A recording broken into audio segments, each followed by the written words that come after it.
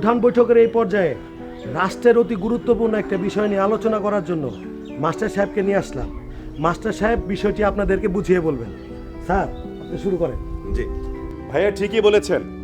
রাষ্ট্রীয় একটা গুরুত্বপূর্ণ বিষয়ে আলোচনা করার জন্যই আমরা আজকে এখানে এসেছি। মানে অল্প কিছুদিনের মধ্যেই আমাদের কি হবে বলেন তো? ত্রয়োদশ জাতীয় সংসদ নির্বাচন 2026, তার মানে এমপি ইলেকশন অনুষ্ঠিত হতে যাচ্ছে। কি ঠিক না? নির্বাচন তো 5 বছর পর পরই হয়, এটা নিয়ে আর কি বলবেন? হ্যাঁ, আপনি ঠিকই বলেছেন।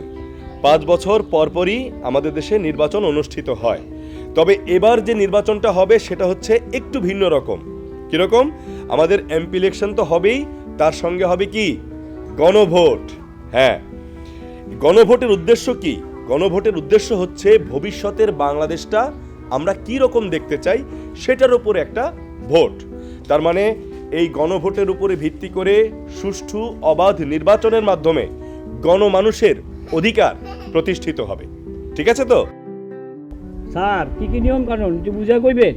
হ্যাঁ রহিম ভাই, অবশ্যই নিয়ম কানুনগুলো জানা আমাদের সবার জন্য খুবই জরুরি, এবং সেই নিয়ম কানুনগুলো আমি আপনাদেরকে একটু একটু করে বুঝিয়ে বলছি।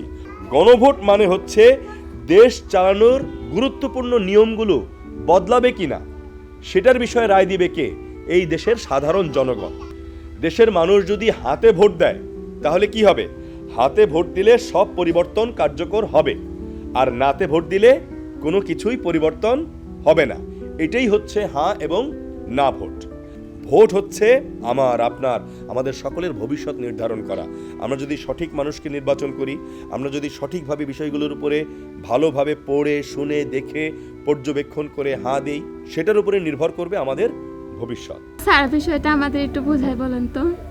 হ্যাঁ, বুঝিয়ে বলছি। এই যে গণভোট, হ্যাঁ অথবা না ভোট, এগুলো কোন বিষয়গুলোর উপর ভিত্তি করে আমরা দিব? যে 4টা বিষয়ের উপরে আমরা সবাই গণভোট দিব, মানে হ্যাঁ অথবা না, সে 4টা বিষয়গুলো কি মূলত সেগুলো বলছি। 1, নির্বাচনকালীন সময়ে তত্ত্বাবধায়ক সরকার, নির্বাচন কমিশন এবং অন্যান্য সাংবিধানিক প্রতিষ্ঠান জুলাই সনদে বর্ণিত প্রক্রিয়ার আলোকে গঠন হবে।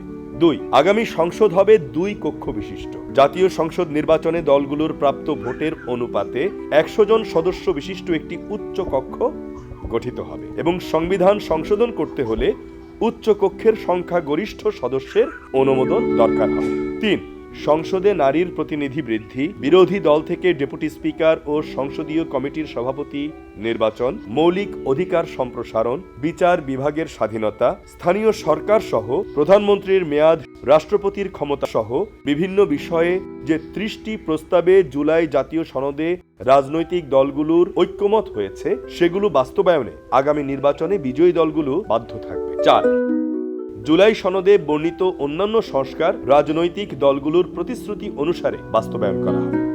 এই যে 4টা বিষয়, এই 4টা বিষয়ের পক্ষে যদি আমি একমত হই তাহলে হ্যাঁ, আমরা আমাদের সিদ্ধান্ত জানাবো সিলের মাধ্যমে। স্যার, গণভোট কেমনে দেবো এটা তো বললেন না, এটা আমাদেরকে একটু বুঝাইয়া বলেন। বাহ, এই যে ভাই কত সুন্দর একটা প্রশ্ন করলেন। এরকম প্রশ্ন তো নিশ্চয়ই আমাদের সবার মনের মধ্যেও এসেছে। কি আসেনি?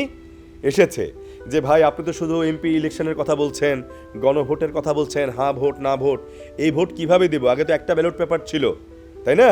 এখন কিভাবে ভোট দিব সেটাই এখন আপনাদেরকে বলছি। ভোটের দিন ভোট কেন্দ্রে উপস্থিত হলে আপনাকে 2টো ব্যালট পেপার প্রদান করা হবে। একটি হচ্ছে সাদা, অন্যটি হচ্ছে গোলাপি। এই সাদাটা দিয়ে আমি নির্বাচন করব আমার এমপি। ঠিক আছে? ওখানে মার্কা থাকবে, মার্কার মধ্যে সিল দিব, তাহলে আমার পছন্দের প্রার্থী এমপি হিসেবে নির্বাচিত হবেন। আর এটার মধ্যে থাকবে হচ্ছে এই যে গণভোটের বিষয়গুলো বললাম, সেই বিষয়গুলোর পক্ষে যদি থাকেন তাহলে থাকবে হ্যাঁ, মানে একটা টিক চিহ্ন থাকবে। আর যদি আপনি একমত না হন, এটার বিপক্ষে থাকেন, তাহলে হবে না, মানে একটা ক্রস। 2টি ব্যালটে আলাদা সিল মেরে একই বাক্সে রাখতে হবে। তার মানে আপনার উপরই নির্ভর করছে, আমার উপরই নির্ভর করছে দেশের ভবিষ্যৎ। ভালো মন্দ সবকিছুর নির্ভর করছে কার উপরে? আমাদের সবার উপরে। ঠিক আছে? তার মানে সবাই ভোট কেন্দ্রে গিয়ে সুষ্ঠুভাবে ভোট দেবেন তো? জি স্যার, আমরা সবাইরে বুঝে কমু, নিজের ভোট নিজে দিমু। আরও বিস্তারিত জানতে আপনারা ভিজিট করবেন www.ganobhot.gov.bd, অথবা আরেকটা আছে www.ganobhot.bd। আরও যদি কোনো কিছু জানবার থাকে মানে অধিকতর তথ্যের জন্য কৃষি তথ্য সার্ভিসের কল সেন্টারের 16123 এই নাম্বারে কল দিয়ে কৃষি বিষয়ক সকল তথ্যের পাশাপাশি আপনারা গণভোট বিষয়ক সকল তথ্য জেনে নিতে পারবেন। তাইলে চলো ভোট দেওয়ার প্রস্তুতি নেই আর গ্রামবাসীদের জানাই। তার মানে দেশের চাবি আপনার হাতে।